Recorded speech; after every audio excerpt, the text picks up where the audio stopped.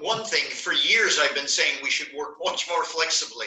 I never anticipated we were going to be locked down like this for months. So it's an interesting thing, and I think it will have implications further down the line for us about how we manage with our families, how we balance, how we actually achieve work-life integration, which we've been talking about for a long time. But for me, I think the important thing of this, and the thing I think I've experienced having been locked down now for 2.5 weeks, is the social connectedness. I mean, the notion of social distancing for me is a really bad one. We should say physical distancing, but not social distancing. We need to social connect. And I realize that because I need, I have family, I have kids, I have grandkids, I have work colleagues, I have people I'm writing books with, and maintaining that I'm finding really difficult, even though we can do it this way.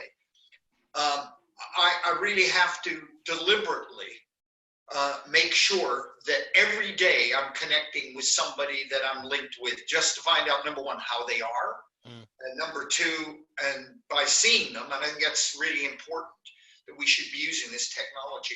But for me, that's the biggie. First of all, working remotely, and will that change the nature of work in the future, which I think it will, and business travel as well. I don't think we're going to be going to conferences like we used to, but really important, how do we build teams? And I think my other two colleagues, Nick and Emma, will get into that. But that for me is the important, the social connectedness while we're trying to balance and integrate work and life. Thanks, Kerry. Emma, please add some thoughts to Kerry's start. Okay, thank you very much. I didn't know you were going to come to me next, Stefan, but thank you anyway. Okay, well, I'm not surprisingly perhaps going to take this from more of a people management perspective, given that that's my field, because I think there are a few things that perhaps we don't think about when people are working at home, especially in this current environment. And firstly, I think it's important to think about the environment in which people are working, both the basics in terms of the physical environment. We're all great when people are working in the office on our premises, of thinking about whether people have the right equipment, whether they have a comfortable chair, which I do, do they have enough light, enough air, but we're not so good on checking in on people around that when they're at home. So I think we need to make sure that we carry on providing advice and support to people around that. But over and above that, I think we also need to think about work-life balance. There's always an assumption that when people are working at home, they have better work-life balance that they might have when they're working in the office, because that's why people often work at home. But actually, in this current situation, we know that people are juggling busy jobs with family, with homeschooling. We were listening to Kerry and Nick a minute ago talk about homeschooling their children, with other caring responsibilities. And that means that actually this can be really stressful because we're juggling all these things. Even people like myself that are at home on their own, sometimes we tend to work longer, or we work weekends because we don't have the same distractions. So there's a real risk here, I think, that actually our teams might burn out. I think we've got platform overload. It's not just about Zoom, it's about Teams, it's about Skype, it's about WhatsApp. We're on this all the day, all the time. So I think, this is really intense and really exhausting. So I think for those of us that lead teams and those of us that are in HR positions, it's really important for us to keep an eye on that and to support people, and to make sure really that we have enough flexibility in the broader sense to allow people to work in different ways, to be considerate about how productive people might be, to provide a range of options for people to get that social connectedness, as Kerry said, and really, to kind of make sure that we're a bit more tolerant around our expectations and flexible as we move forward through this. Thank you. Excellent. Nick, from your Vice Chancellor chair, how does the world of leadership and management look to you today? Yeah, thank you, Stefan. The way I'd like to approach this is really to ask the question, what does going to work do for us? The actual going to work. And I want to just identify 4 things. It's not a complete list, but 4 things that then actually give us challenges for how we work together, and particularly how we think about leadership.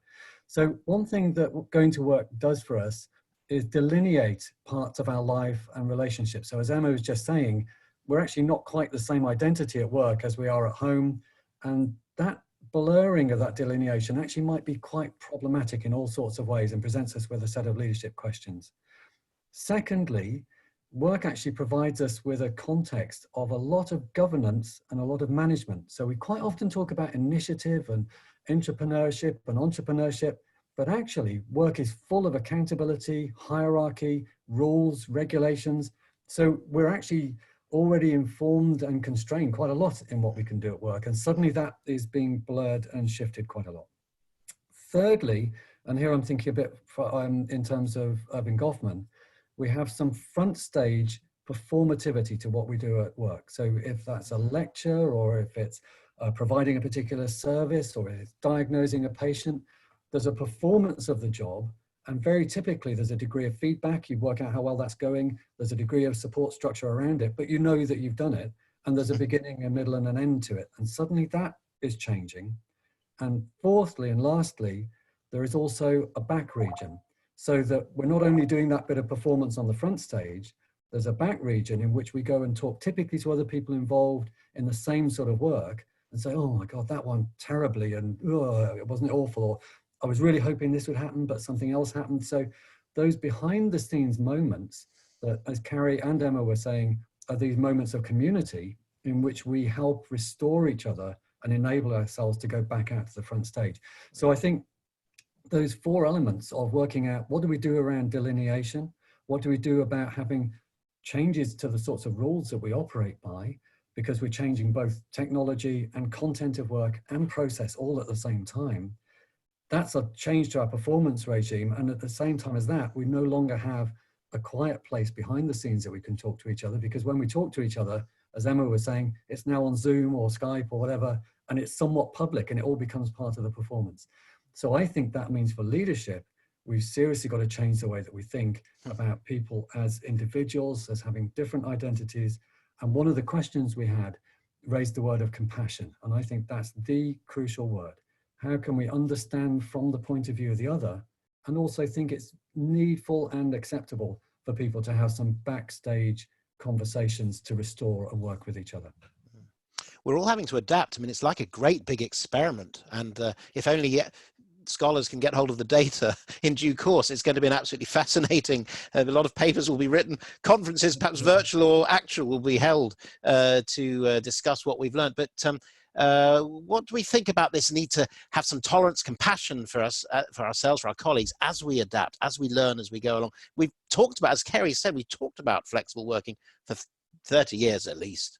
And we've had the technology in different stages at all these times. And yet perhaps what we're finding out at the moment is we weren't quite as serious about it, maybe, as we thought we were. Anyone got a view on that thought? Well, I think for me, something that this is going on the back of what Nick said. I think we can have all the team building meetings in the world on Zoom or whatever the technology is, Teams or whatever. But still, it's the backdrop. It's the one-to-ones. And for me, managers from shop floor to top floor ought to be contacting people one-to-one, visually, not just by phone, because you can sense with people's nonverbal forms of communication, what they're feeling. If they're feeling a bit anxious and you can talk to them, I think we need to do that, because eyeball to eyeball is how we've always done it. You get an email and you think, uh-oh, there's something wrong, something in this email, very aggressive. So I'm going to go over and talk to so-and-so on the second floor, right? And I think we're going to need line managers at every level. Here's the problem I think we have in the UK and in many countries, but particularly in the UK. And my National Forum for Health and Wellbeing, made up of 40 big employers, said the biggest issue we have for lack of productivity and ill health in the workplace is we don't have enough EQ'd line managers. So I think the big problem we have in the UK now is we have a lot of technically competent line managers from shop floor to top floor, but they don't have the people skills. All these HR directors and chief medical officers say that's a problem in their organization. If that's the case, what are we going to do now? We're all locked down, people feeling very stressed, job insecure, worried about health. Mm. How are we going to manage that with line managers who don't have it? So I think we have an issue here, which is, should people like Nick, who is a vice chancellor, a CEO, ensure that we give training to all our managers on how to communicate with people, because quite a lot of them don't have that skill. And Emma, apart from taking out a subscription to the International Journal for Human Resource Management, what else could we do? Because it sounds like there's some, and the bane of many HR directors' life, I suppose, line managers who haven't got some of the skills that Kerry's talking about. What can we do quite quickly to invigorate and improve some of our management cadre on this point about EQ? Yeah, it's difficult, isn't it? Because it's perhaps not a time to be rolling out big training programs around this either, when everyone is adapting themselves, and line managers, of course, will be adapting to working at home and in a different way themselves. For me, I think it's about, it's about working up the chain of line managers. It's about making sure that line managers also have enough support, that we're providing them with advice, perhaps with little nudges. We've seen a lot around nudge theory in the last couple of weeks in terms of how the government's working, and it's thinking about how we can use that with line managers. How can we nudge them to actually keep in contact with their team and to develop some of those skills? But I also think it's quite difficult actually for line managers that do have those skills. I mean, I'm a line manager that, I interact quite a lot with my team. I spend time kind of wandering around, popping my head around office doors and saying hello informally, making sure I bump into people into corridors.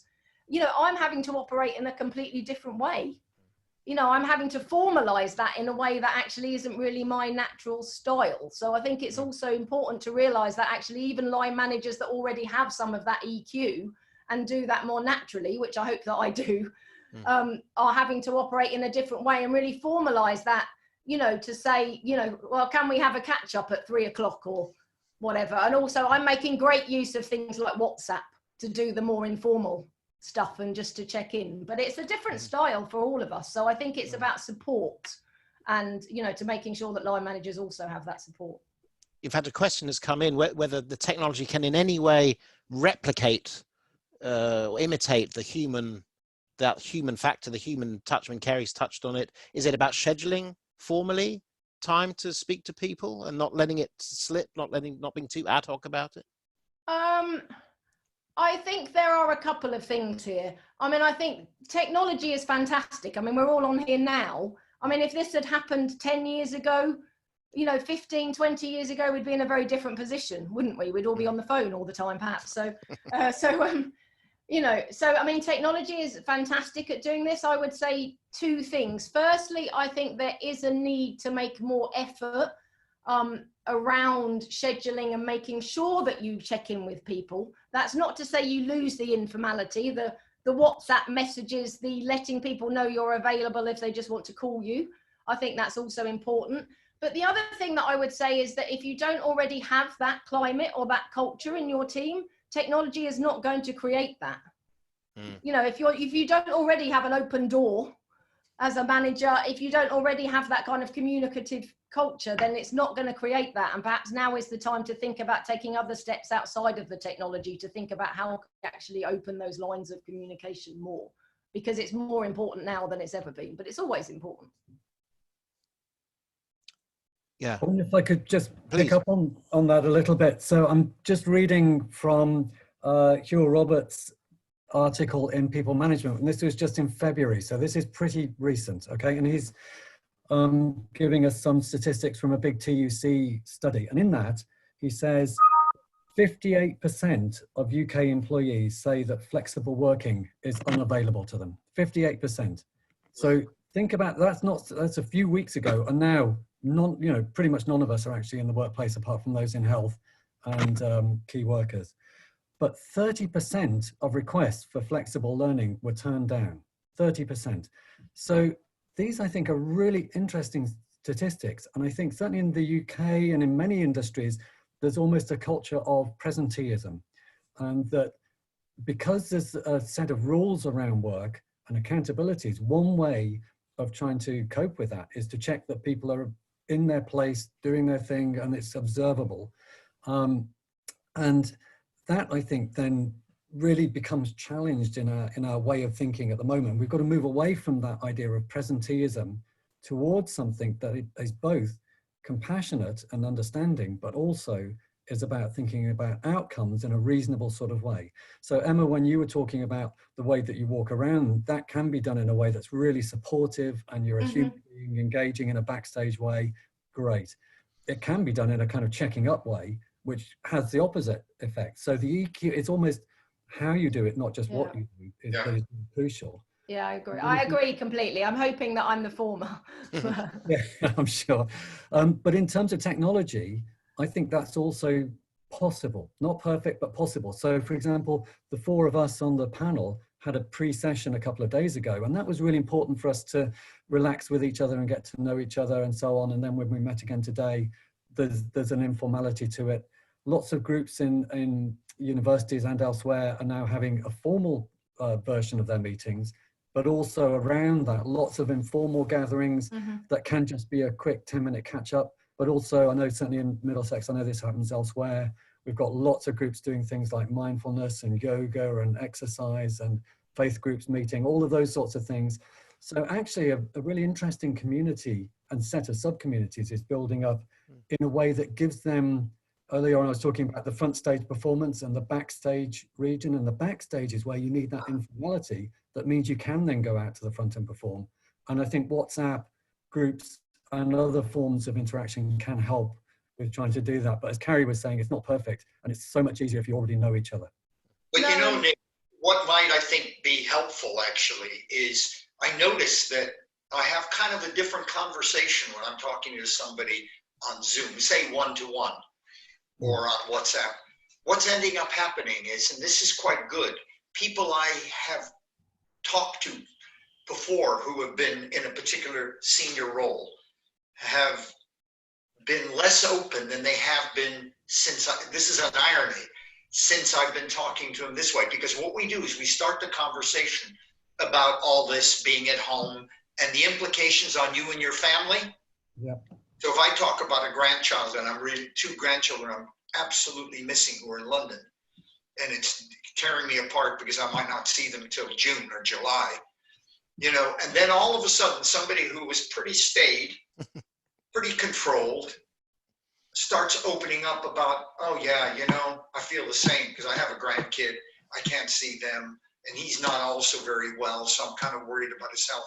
Funny enough, it's something we don't necessarily do when we're eyeball to eyeball, but we're all thrown into this now, and it's having effects on all of us as individuals, you know, personal. And so that's interesting. And the other point you made, I think, is a really important one. I did a big study with working families a number of years ago where we were looking at a big, huge public and private sector body on why men don't take flexible working. They don't apply for it. By the way, they get rejected significantly more often than women get rejected, which is the point you were making. I think this may change things. This may be a game changer for men. Women have always worked flexibly because they have no option, because there is a new man, but he's in Aberdeen at the moment touring the country. In other words, we don't really have a new man. And men felt that if they took flexible working, it would adversely affect their career. That's what our study found, dramatically. Whereas women said, it might adversely affect my career, but I still have the major responsibility for the kids and elder care and so on.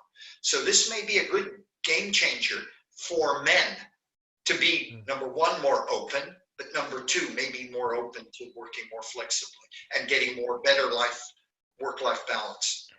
Yes, I was watching Linda Grattan say the other day at the London Business School that she thinks that one of the, you touched on it, Kerry, that perhaps a lot of CEOs, very senior people, not just men, obviously, but a lot of senior people had not quite embraced flexible working in the same way in the past because they didn't have to do it, because there was a jet and a car and travel automatically for them. And now they're also locked down and they're also working at home with their families and they're getting a taste of it. And perhaps they'll be less skeptical about it than they have been in the past. In terms of productivity, one question has come in about how we whether this could actually be positive, as you talked about being a game changer, whether we might learn to adapt quite quickly. And there's an upside here in terms of what we'll all produce in our home offices as well as in the formal office. Anyone got a view on that?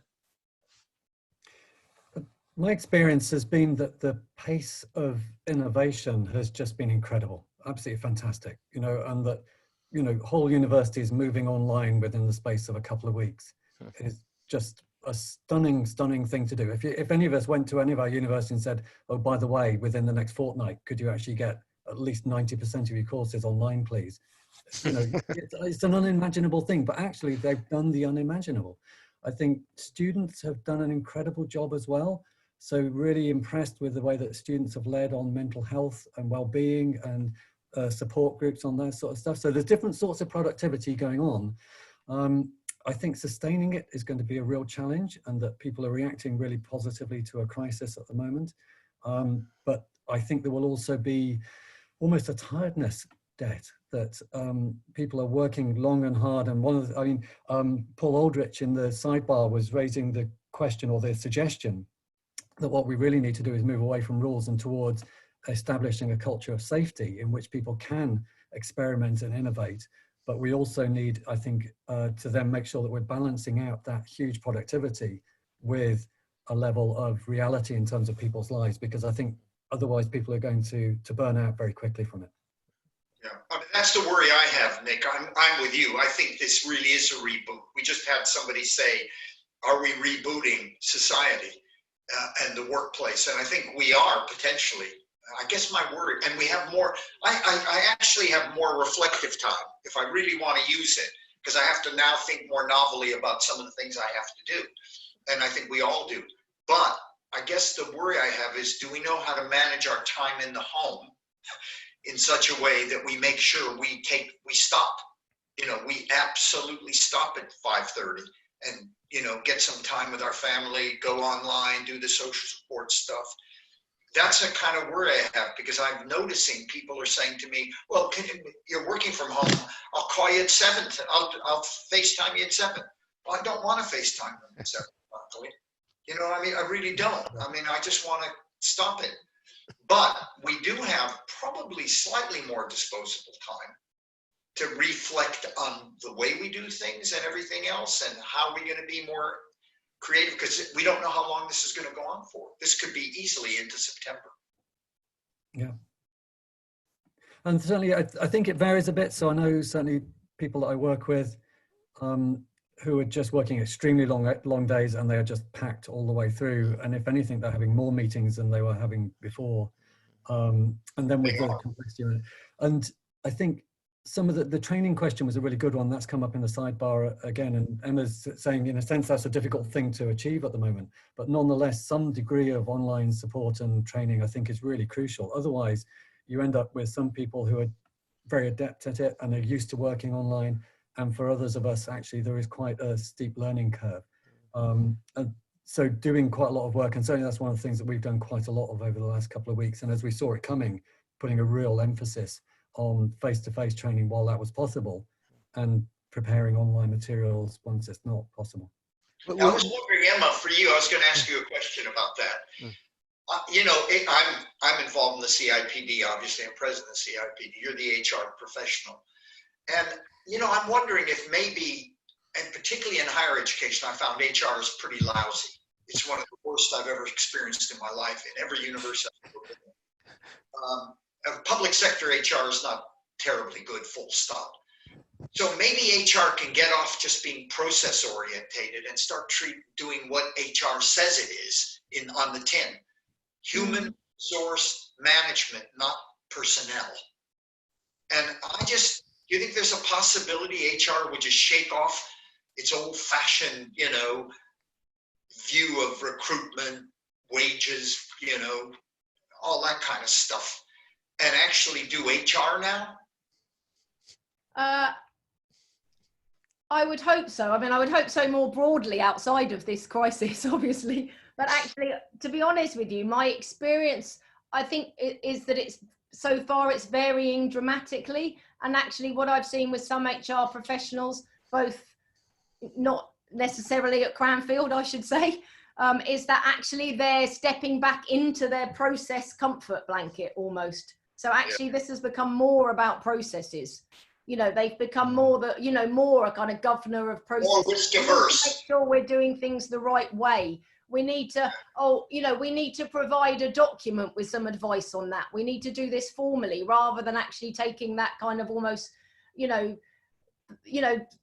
talked a lot about compassion, but I think HR should be leading in this kind of, this move to provide support and compassion towards people and, and supporting employees as they're working through this. There are some people that I've witnessed that are doing a fantastic job and are really innovating, as Nick said, in an HR sense as well. There are others, I think, are stepping back into their kind of guardian of the processes role because that's perhaps where they're more comfortable. So I think it varies. In terms of well-being, Emma, and you touched on it, there's this risk of the intrusiveness of the new media, the new technology that Nick also referred to. We see this again and again, don't we? When new equipment, new kit comes, when email first arrived, how much training did we get in email? Who invented the reply all button? Exactly. And could that person be fired immediately, or could that key be disabled? And same with everyone is Zooming and Skyping and all the rest of it.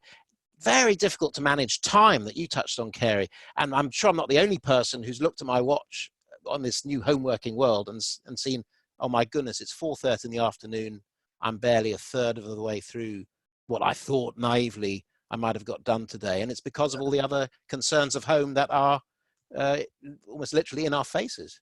Yeah, absolutely. I mean, I said before that I'm here at home on my own, but even as we're talking now, I can see WhatsApp and email popping up in the corner of my screen. I mean, there's this real, I called it platform overload. I think there's a real actual danger of people becoming overloaded with all this stuff coming in from different, on different channels. And I also think that I find actually that this kind of communication is much more intense. Even, you'd think it would be like talking to someone that was there in the room, but actually it's not. I'm finding by the end of the day, I'm completely exhausted. You can hear my voice is going because it's Thursday lunchtime and I've been doing this for 3.5 days now. So actually, I think it's actually exhausting and we need to be aware of that and actually think about, do we need meetings back to back? Can we be cleverer about how we're scheduling stuff so we've got more space where we're not talking, where we're doing that reflection that Carey talked about, or we're, just doing some real work rather than this stuff. I think we need to actually think about that moving forward. I don't know if you guys have seen this, but also I've noticed, because I've been in lockdown, say, for 2.5 weeks now. I think it's 3 weeks as of today. And what I've noticed as well is that there's more tenseness in emails, and I'm kind of worried about emails now. I'm worried about, if somebody sent me an email that was not very pleasant at work, I would go into the office and try to clarify. I wouldn't try to send back a new email. And I think we're going to have, we have enough problems with email on people, on just overload itself, what you're talking about, Emma, but also how do we resolve issues? So I had an issue with something and then all I did was call them up because I didn't want to do another email back because it would have been 4 or 5 emails. And I could see that somebody was troubled by something. The minute I called up, I could resolve it. So email is going to be a bit of a problem when people are feeling under a lot of pressure because we are working a lot. I find myself working a lot more now I'm home than I did when I was there. And, it's because people want meetings. They know you're locked down, so they know they can have them with you. So there's something about email communications is really important for us to watch out for. I think email is right, but Twitter and other forms of communication that are so instantaneous is crucial. The other factor, and I think this comes back to the idea of a culture of trust and the compassion idea, is that within that is the idea of empathy. So how do we understand things from the perspective of the other? And so asking ourselves, why is it that this person might have written the email in that fashion? And your way of solving it is to find out directly with the person. But I think from a leadership and management point of view, actually that's a crucial bit of thinking, that we don't react too quickly or overreact or not allow things to sometimes play their way through, but just make sure that we're understanding that people under stress might snap at something or might misperceive something. And a big part of our job is how do we enable ourselves as a community to reconnect and move on through those things. And I think that's actually really important, and I think there's several comments in the bar about that. But secondly, that actually puts a new and different sort of stress on the managers. So as Emma was saying earlier, even if you are a manager with good EQ and you're used to working in that way, suddenly actually there's a level of complexity to this that you can't solve in the old ways, that mean that by 4:30 in the afternoon, not only are you hoarse and exhausted, you're emotionally exhausted as well. Yeah, you are. But I think taking care of our managers is a crucial thing. Yeah. Well, Nick, thank you, because that tees up one of the questions that came in earlier from Tracy Rozelle at Cardiff Business School. So thank you very much for sending that in. And Tracy asked, in your view, in order to respond to the COVID-19 crisis, do teams need leadership that is either first, more collaborative, second, the heroic hierarchical leader, or the third, is there some other type of leadership, and I suppose we could include management too, that's needed at a moment like this? It depends on the organization you're leading and managing, depends on the teams you're in, but what are your thoughts about the way leaders show up and come across? Also, this technological distance and through the medium of something like what we're doing now, the Zoom or the Skype call. I mean, my view is that there's actually not a big debate about this. That one thing that's embedded in the heroic model, which is also going back to some of the comments we had earlier, often quite a gendered way of thinking.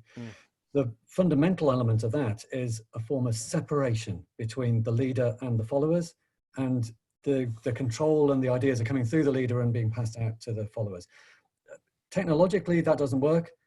Psychologically, it doesn't work. And actually, in terms of performance and productivity, it doesn't work either. And I think we do need collaboration, but in order to get collaboration, particularly in the current circumstances, the route to that is a very facilitating, enabling form of leadership that enables other people to empathize and to have compassion with each other. And that's what enables them to take the risk of trying to innovate, because that often involves trial and error. So you need to be confident as an employee that if something goes a bit wrong, your head doesn't get shot off in the heroic model. Actually, quite the reverse. We say, how do we turn that into a positive learning event, as we would with our students, as we would with our families. And I think we need to do that with each other in the workplace as well. So I would say it's a form of leadership that enables learning, and we should bring all of our normal academic skill to bear in the way that we think about that. I think for me, what's important is, it's going to be more complicated to do it as a team. We can do it through this media. But for me, what's important is that leader does a lot of one-to-ones with everybody. And your compassion bit, empathy. Let's talk about empathy. Just when you go talk to somebody one-to-one, it's not necessarily about their work, because that is a worry. I think Emma and you alluded to it earlier, that somebody might think you're actually looking over the proverbial shoulder. And I think it's important just to find out how they're getting on. Just as one human being to another human being. That's the worry I have, is I'm not sure how many managers have the skill to do that. That's the worry I have. I really do believe we don't have that many. I mean, I've heard this from HR directors constantly. Our biggest problem in the well-being arena, where I do my work, is we don't have line managers with EQ. They all saying that. Chief medical officers are saying it. That's our big problem. If we could do that, because do you get promoted on the basis of your people skills? Nobody does. You get promoted on the basis of your technical skill, no matter what you do, in whatever job you are. People is a little bit, but it's not in parity with your people skills, your technical skills. And that is the worry I have. But I think we can do that. I mean, if you just be human, just one-to-one, you don't have to play a damn role. I'm the manager, I'm the leader. You probably will do that in a group, because it's very hard to get rid of that role. But on a one-to-one, you don't have to do that. I think we need I know it's difficult, Emma, but I still think we need some training in this. Maybe not right now, and it's going to be difficult doing it virtually, but I think down the line, I think we're going to realize how important your people skills are, your EQ, your empathy, your emotionality, how important that is in managing human beings. I agree completely, Kerry. And one of the things that I really hope is that actually when this is all over, that we, that organizations take the opportunity to reflect on some of these things, and some of these things that we're not very good at. And I think that will be one of them, and that we might actually see some longer term improvements in terms of attention on the things that matter, because this has highlighted some of those shortcomings. Yeah. Nice thought came in from Luis Battistella. Thank you, Luis, about this question of tacit knowledge. Again, and culture, these sort of intangible things that when we're sitting next to each other or along the corridor, we can go and grab and pick up the signals and so on. Are there any clever things we can do about retaining the flow of information, also in that sort of tacit, or the unspoken way? And what about the culture and what's happening to the culture of teams and organizations at a time like that? People are getting tired. They're remote, as Kerry said. This, with hindsight, unfortunate concept of social distancing, which could be really quite harmful to people who are trying to work as a team together. What are your thoughts about that range of issues? I think to some degree, given the way that we're now having to interact, it is about shifting things from being tacit to explicit. And it's easy for us to just be overwhelmed by the amount of information, the amount of opinion, the flow of stuff that is happening in the various forms of media. So from a leadership point of view, I think the key question is, what do you draw attention to? How do you find examples that are going on in your company or in others that you think, actually, that is a really nice way of doing it. You can see that people are working effectively together, that there's maybe a good flow of supportive communication, a high degree of trust. And how can you draw attention to that, recognize it? And I'm not, coming back to the questions of, do you get promoted for being good at this stuff? I mean, I think we ought to live in a world in which that was true, and that's an interesting insight to take away. But short of that, at the moment, can we also say, there's a team that's doing something really good, and give at least some praise and draw attention to it in a way that others can see that and also then replicate? I think for me at the moment, I think forget about corporate culture. I don't think it will exist if we carry on like this till July, August, September. Forget the corporate culture. The culture that will make a difference to all of us who work will be our immediate team, our immediate group, and how that's managed. That is what we should concentrate on, all of us. If we're responsible for our immediate team, Middlesex is not going to be a concept that anybody will understand if you're working away for 5 or 6 months. What they will understand is Nick and his senior leadership team. They'll understand. The people working in the management school who are in HR, they'll understand the HR community. I just think that we're going to shift away from the kind of corporate culture stuff in the short term to the people that really matter, who we work with day in and day out. Any other thoughts there? I'm going to judge the silence. We're all learning how to have these conversations, allowing room for people to speak. We're starting with the local. So, I mean, as you say, we're locally locked down. We're confined to quarters in our home environments. You think that, in a sense, makes us focus more on our immediate colleagues and our immediate teams? We lose the sense of the organization? I think as us as individuals, think about it. I've got my family. That's one team, right? Very stressful team, but nevertheless. No, I got my family. I'm worrying about their health and making sure I keep in touch with all of them. I do that every damn night. I'm calling up grandkids, children, and all the rest of it. Then I have the people I work with at Manchester. Yep. And I'm keeping in touch with them.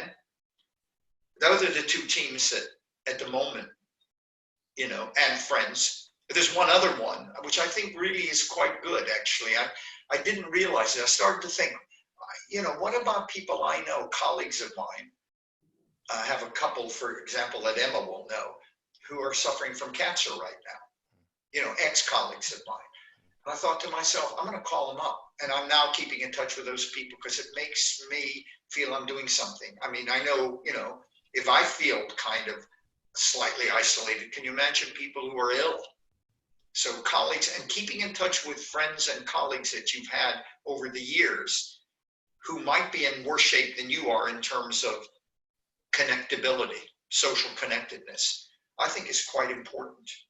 It levels me to realize, so I'm complaining, I'm going to be here for 5 months. Look at that poor person who's also going through cancer treatment. Interesting. I suppose there's, in cultural terms, both, organizations are too small and too big. And that what really connects us, I think, are underlying values that we live our lives by. And we express those values in different ways, we dress in different ways, we might have different linguistic mannerisms, but actually the thing that connects us both within the workplace and across workplaces is the fundamental values and reasons that we have for doing it. So that if we're really committed, for example, to equality and diversity, or if we're really committed to social mobility, or if we're really committed to excellence, or whatever the things are that drive us, actually, I think then we find all sorts of interesting ways of connecting to people who are adjacent to us in organizational terms, but in universities, lots of people within a discipline have really strong communities across the whole world, into universities on the other side of the planet, but where they've got a shared set of values that they're then expressing typically through research interests that they have or through pedagogical interests that they have. So I'm not as pessimistic as Carrie about the demise of culture, because actually I think it's so pervasive, it's just becoming expressed in a different sort of way. I think the challenge for us organizationally is how do we keep organizations being relevant to that as opposed to losing their relevance. I agree with you. What about work itself? Let's raise the question of work and outputs. Are we going to get a bit cleverer about how we measure people's contribution? Are we going to get a bit cleverer about how we organize work? Because obviously failures of work organization are what have created problems for people in the pre-coronavirus world. In any case, we're now in the midst of it, and we're going to, I hope, emerge into a post-coronavirus world and rethink what we do. Will we get a bit more sensible about work organization and recognizing people's contribution, getting teams working better together? I think we have to, don't we? I mean, I think going back to what I can't remember if Kerry or Nick said it, sorry, but talking about this move from kind of looking at how hard people are working to considering outcomes. I mean, for me, that's essential here. And actually, it's been a problem with people who work flexibly forever. That actually they don't get the same opportunities, they don't move forward in their careers because managers generally struggle to judge people on outcomes. They judge them because they see them in the office working hard.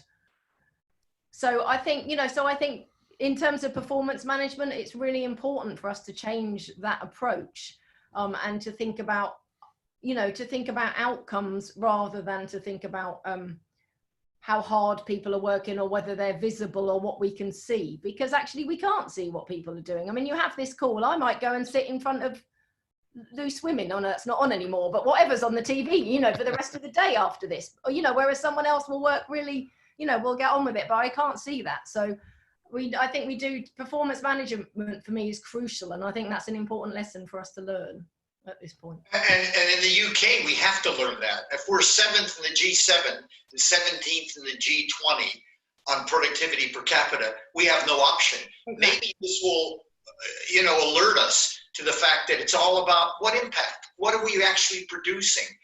How can we do it better with people, with human beings? And so, I think this could be really positive, because I thought the other interesting thing I've noticed in the academic community is I'm getting people coming to me and saying, this is a natural experiment we're in, Kerry.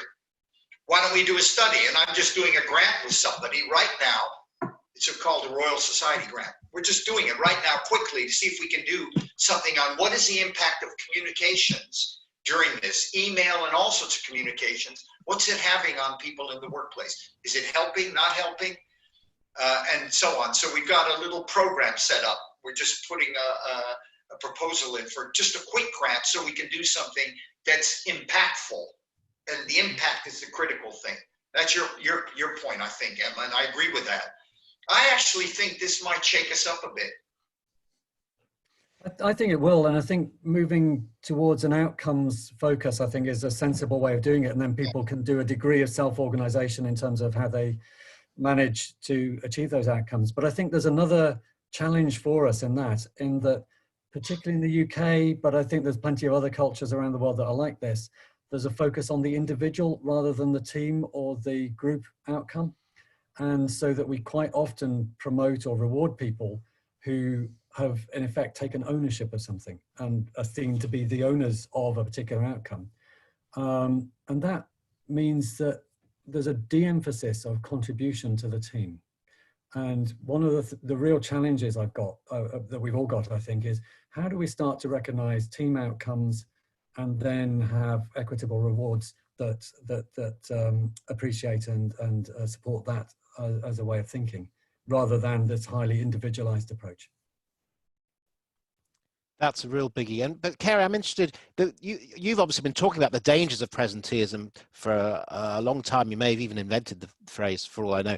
But when you've seen organizations that have made this work, kind of shifted the culture from the kind of long hours presenteeism into genuine flexible working, genuine recognition of contribution, what have they got right? What is it about this EQ of management, or what else? No, I think it's just about that, Stefan. I'll tell you what I think it's about. I mean, I have a university spinoff company, and we've been doing work in Wellbeing for years. Okay, University of Manchester spinoff, and some of our clients really get it.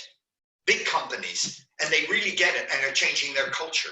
And what they do is become a board issue, which is phenomenal. Mm-hmm. So, for example, there's one construction company that my university spinoff work with. We go to the board meeting quarterly and present for a whole hour on what we're actually doing. But it's a strategy. So, you know, for a long time, and Emma will know this, how often have we heard HR people saying, you know, the most valuable resource we have is our human resource? And how often do they not action that? More often than not. They do personnel, but not actually HR. It's strategic. The minute it becomes strategic, creating the right culture, which means allowing people to work flexibly if they can. It means not a long hours culture. It means good line managers with EQ and doing an assessment of all your line managers to see if they've got the EQ, and if they don't, train them, and if you shouldn't get them near people at all, put them into a technical role. I mean, we have to be honest. There are people who get into a role because they're great engineers, but lousy people managers who may never be able to be trainable. Not everybody's trainable on everything, but they're technically really good in what they do. So the point I'm trying to make is, to create the right kind of culture, you have to think about it strategically, and it has to be top table stuff. And you have to really, it shouldn't be just the HR person deals with this. You know, you go off and do it. It has to be owned by everybody. That Nick at Middlesex has to own it with his senior leadership team. That's what we'll do. And it would be all those bits and bobs that make it up. And it's not just, mindfulness at lunch, sushi at your desk, and beanbags. That's not what a good culture is. Or a well-being culture, anyway. Yes. Sushi and beanbags are a particularly dangerous combination. You have that at Middlesex? Oh yeah, every day. But what if, let me put the devil's advocate question, what if, I mean, we've had these big dislocations in the past. We had, for example, Julian Birkinshaw at London Business School reminded us the other day, we had the Icelandic volcano 10 years ago when no one could travel. We were all locked down briefly, very briefly compared with this. But we know about reversion to the mean, and we know about what we loosely call hardwired instincts. Are a lot of CEOs, are a lot of leaders going to say that a few weeks at home was enough, thank you, and I want to get back on the plane, and I want to get back to the conference center, and I want to have these long meetings because it's part of my identity, it makes me feel important, it makes me look good to the outside world and my peer group? Is there a risk that come September, October, the diaries will be full again, the meetings will be full again, and we will forget what we're going through now? Any chance of that? I think there's a massive chance of that. Most cultures are hugely resilient, and they just reinvent themselves and absorb whatever the new thing or provocation that's happened. They just absorb it and then carry on. So if we were to ask some different questions, for example, how are the genders arranged, and how are the genders arranged hierarchically in organizations? Is that going to get challenged by this, or could we use this as a way of challenging them? Don't know. It's probably not happening at the moment. If we were to ask about ethnic diversity at the top board level, is that going to change because of this? You know, probably not. So actually, a lot of the big questions that we would have that we probably want to shift in our culture still remain to be worked on.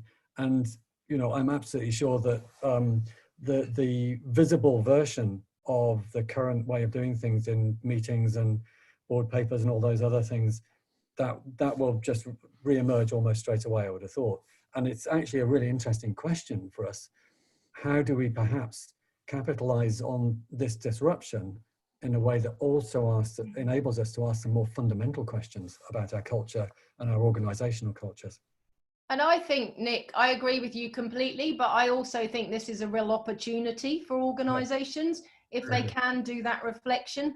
And I actually think for those of us that are scholars in business schools, actually part of our role can be to support that reflection, you know, and to work with organizations to help them do that. Because actually this is an opportunity to learn what we're not so good at. It's an opportunity to learn how we can operate in a different way.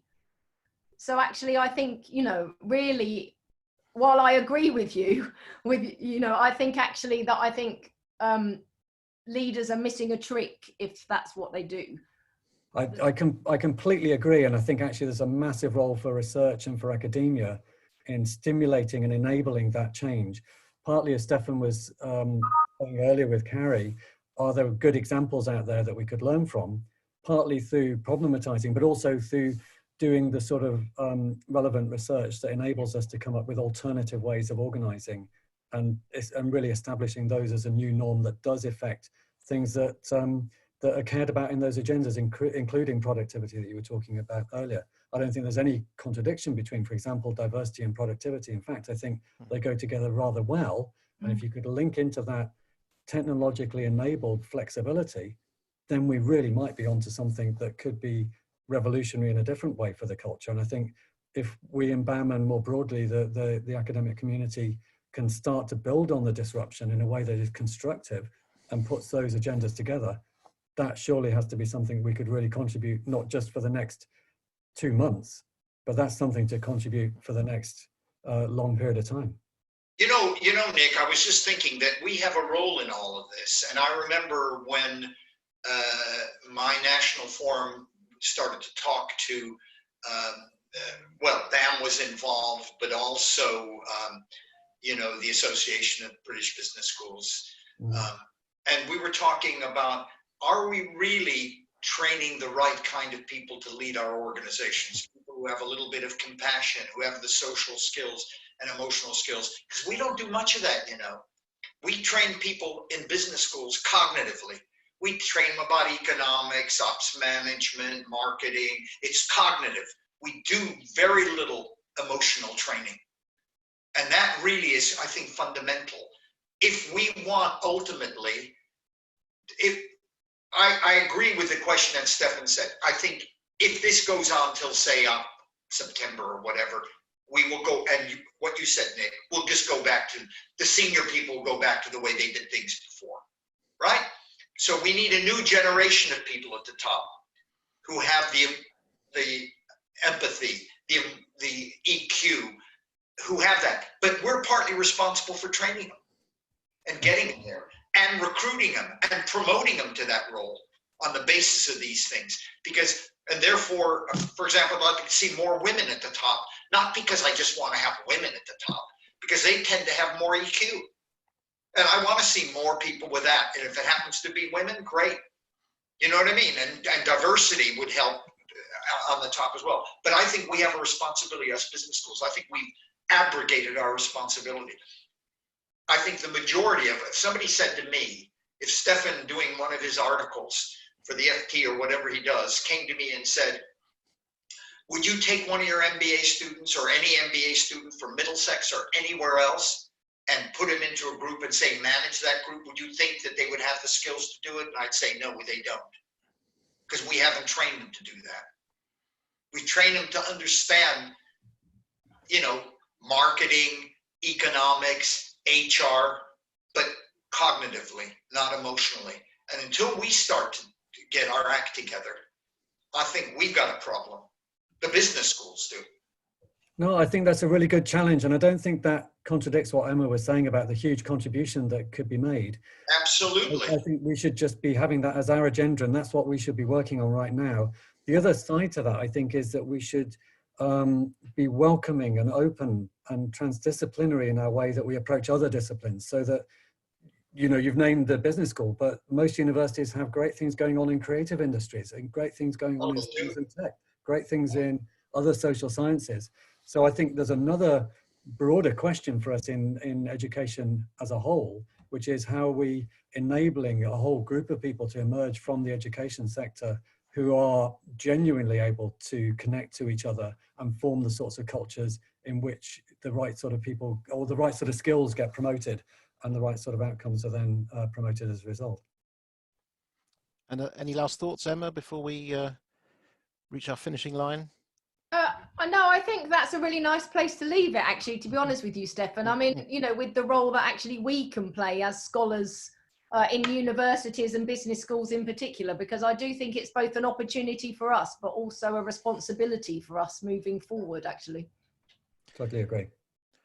Well, thank you. And in order to avoid overload and to provide a bit of compassionate and empathetic management to you all, let's call it to an end there. Thank you so much to all the people who've been sending in comments and observations and questions. Apologies that obviously, as you will have seen, it's not possible to take all of them while we're running live, because we've also got to try and have as natural a conversation as it's possible to have in these circumstances.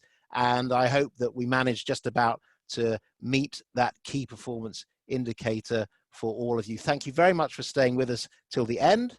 Loyally, there's no performance bonus for staying to the end, just the satisfaction, the knowing that you did stay to the end. But if you want to go back, I think in a few days' time, you'll be able to drop into the recording of this on the British Academy of Management website to pick up some key insights and observations that I hope you agree we certainly had today. Thank you very much to Emma and Kerry and Nick. Thanks to the British Academy of Management for making this possible. And thank you for joining us today. And good luck wherever in the world you are. Good luck.